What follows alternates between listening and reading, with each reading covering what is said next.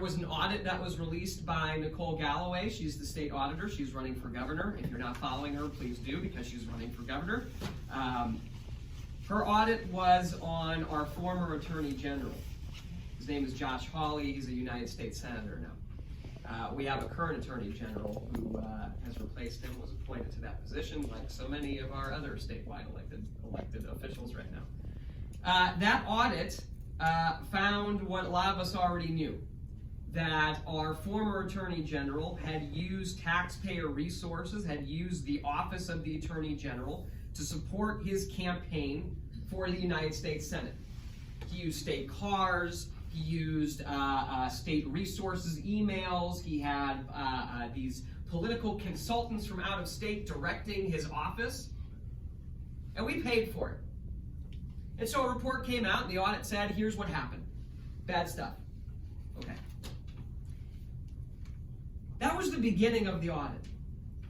The audit is almost 500 pages long. And I went through a lot of those pages today, just about every one of them. And as you get further and further down, you see a series of emails. Emails that come from the Attorney General's office to the auditor, and from the auditor to the Attorney General's office, our current one. And in those emails, it became very, very clear that our current Attorney General did not want these results to be released to the public. He demanded that these transcripts that had been taken as part of the investigation never be released. He actually took information that he got, because initially at the beginning of this, he started out as the attorney for the auditor. He used that position to direct her in how to run the audit of his own office. And when she refused, he took information that he gained as her attorney and released it to third parties, our governor and our Secretary of State. These emails are insane.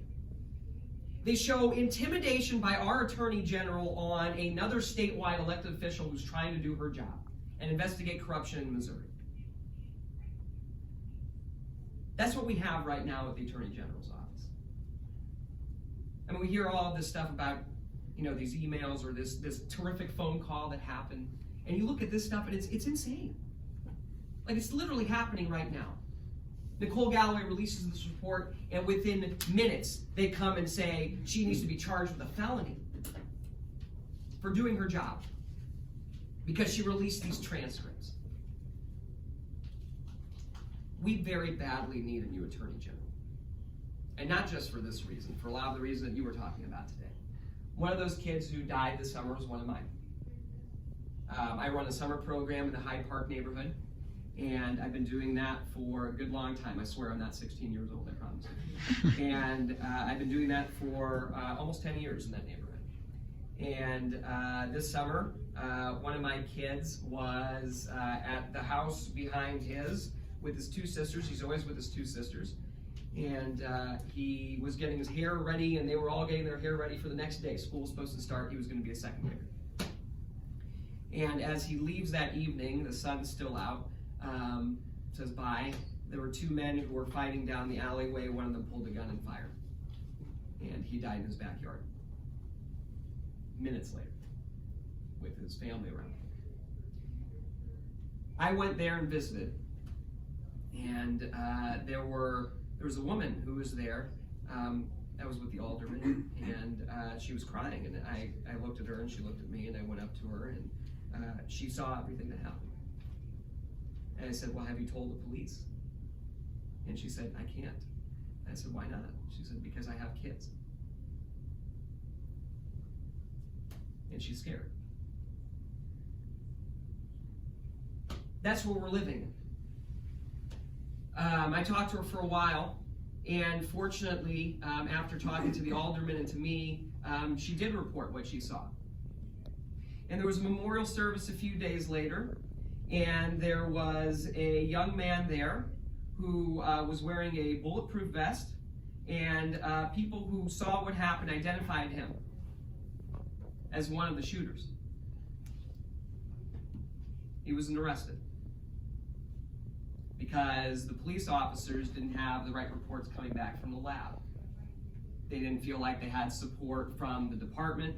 They didn't have support from our law enforcement apparatus that we have, and that case is still unsolved. unsolved. But everybody in the neighborhood knows what happened.